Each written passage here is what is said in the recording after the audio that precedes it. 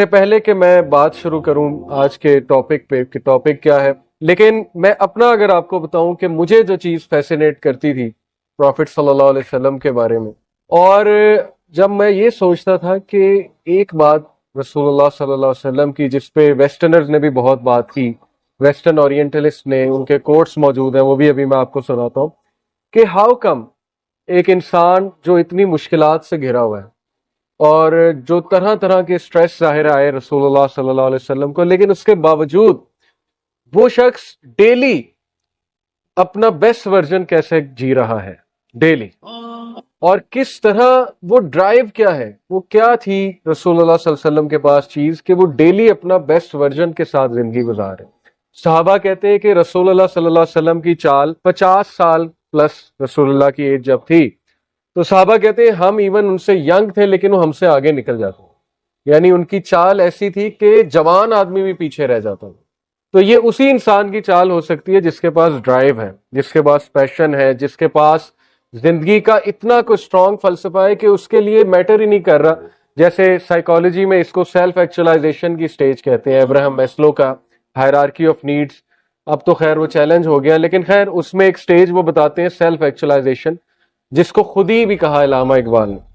Self actualisation وہ stage ہوتی ہے کہ جب دنیاوی ٹینشنیں اور پریشانیاں آپ کے لیے کچھ بھی نہیں رہتی، میٹر ہی نہیں کرتی، اور آپ اتنے اسٹرانگ ہو جاتے ہو اور آپ اس لیول پہ پہنچ جاتے ہو کہ آپ کو کوئی بھی نہیں روک سکتا جو آپ کرنا چاہتے ہو۔ اور یہ سیلف ایکچولائزیشن ہمیں رسول اللہ صلی اللہ علیہ وسلم کے اس سینٹینس میں نظر آتی۔ جب ابو طالب کو کہا کہ اپنے بھتیجے کو روکو، یہ تو ہمارا سارا سٹیٹس کو اور نظام خراب کر رہا ہے نعوذ باللہ، تو انہوں نے بات کی رسول اللہ صلی اللہ علیہ وسلم سے، تو اللہ کے نبی نے جواب دیا کہ او مائی انکل، اگر یہ سورج کو میرے رائٹ ہینڈ میں رکھیں اور چاند کو میرے لیفٹ ہینڈ میں رکھیں تو پھر بھی میں اس مشن سے نہیں رکوں۔ یہ ایسے شخص کے ہی الفاظ ہو سکتے ہیں کہ جس کو کسی کا ڈر نہیں سوائے اللہ سبحانہ و تعالیٰ کے، اللہ رب العالمین کے۔ اور یہ کیسے اتنی سٹرینتھ آ گئی اس جملے کے پیچھے؟ بہت سٹرینتھ ہے اگر آپ اس پہ سوچیں۔ حضرت عمر صلی اللہ عنہ سے ایک بار رسول اللہ صلی اللہ علیہ وسلم کی گفتگو ہو رہی تو حضرت عمر نے کہا یا رسول اللہ میں آپ سے سب سے زیادہ محبت کرتا ہوں سوائے اپنے اور اپنی فیملی والوں کے۔ سچ بولا۔ اللہ کے نبی صلی اللہ علیہ وسلم نے کہا کہ عمر آپ تب تک کامل مومن نہیں ہو سکتے جب تک آپ اپنی فیملی اور اپنے آپ سے بھی مجھ سے زیادہ محبت نہیں کریں گے۔ حضرت عمر خاموش ہو گئے اور سوچ میں پڑ گئے اور سوچتے رہے یہاں تک کہ سوچ کر انہوں نے جواب دیا کہ اللہ کے نبی اب میں آپ سے اپنے سے زیادہ بھی محبت کروں۔ تو ان کی محبت ایموشنل سے زیادہ انٹلیکچوئل تھی۔ یہ بہت فرق ہے۔ ایک صحابی نے رسول اللہ صلی اللہ علیہ وسلم کو کہا کہ میں آپ سے بہت محبت کرتا ہوں، تو اللہ کے نبی صلی اللہ علیہ وسلم نے کہا کہ سچ کہہ رہے ہو؟ تو انہوں نے کہا میں سچ کہہ رہا ہوں۔ تو اللہ کے نبی صلی اللہ علیہ وسلم نے کہا کہ پھر مشکلات کے لیے تیار ہوں۔ یعنی ریئلسٹک محبت تھی ان کو۔ دیکھیں ایموشنل بالکل ہے، جذباتی محبت وہ بھی، اس کی بھی بہت قدر ہے۔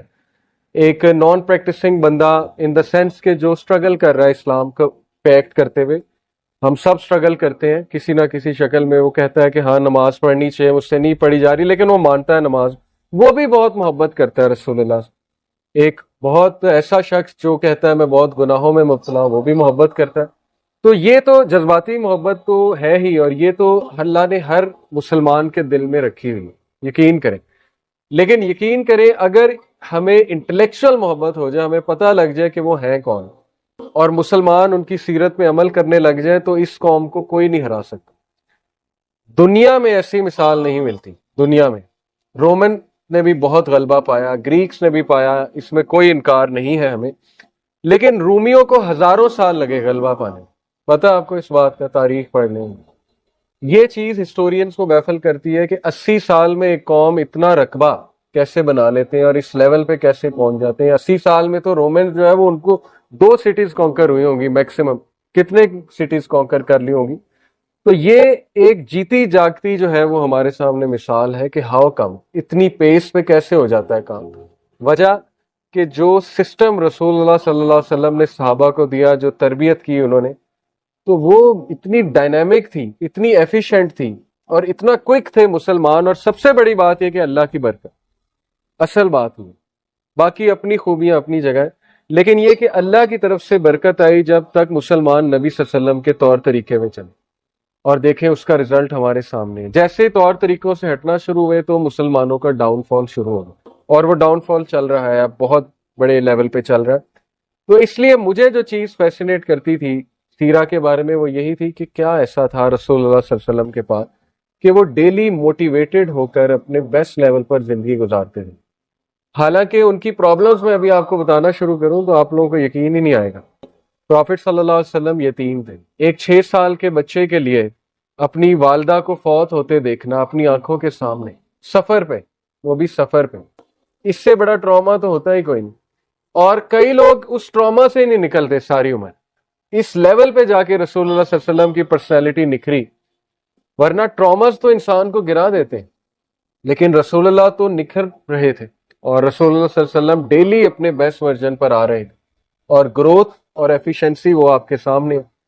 پھر رسول اللہ صلی اللہ علیہ وسلم آپ دیکھیں کہ اپنے ہی لوگوں نے، اپنے رشتہ داروں نے ہی جو ہے وہ بیک سٹیبنگ بھی کی، نکالا بھی، بہت کچھ کہا، دل توڑنے والی باتیں کہیں، مجنون کہا، نعوذ باللہ، پاگل کہا، شاعر کہا، کاہن کہا، کیا لیبل نہیں تھا جو رسول اللہ صلی اللہ علیہ وسلم کو نہیں کہا گیا۔ ہاؤ کم کہ وہ اتنا بڑا ان کا کرج تھا، جگرا تھا کہ نہ صرف انہوں نے فورگیو کیا بلکہ ان کو گلے بھی لگایا اور دعوت بھی دیتے رہے۔ وہ کیا اسٹرینتھ تھی ان کے اندر۔ اور پھر دیکھیں انہیں نکال دیا یا کہہ لیں کہ بس انہوں نے اتنی زیادتی کی کہ شیب ابی طالب کا واقعہ ہمارے سامنے موجود ہے، بنو ہاشم کا بوائے-کاٹ۔ اور یہ چھوٹی بات نہیں ہوتی ہے کہ آپ کا بوائے-کاٹ کیا جائے اور آپ ایک یہ پریشر بھی لیں کہ میرے فیملی والوں کا کیا بنے گا۔ انہوں نے یہ پریشر بھی ڈالا کہ ہم اس کی فیملی کا بوائے-کاٹ کرتے ہیں، تجارت روکتے ہیں تو شاید یہ رک جائے۔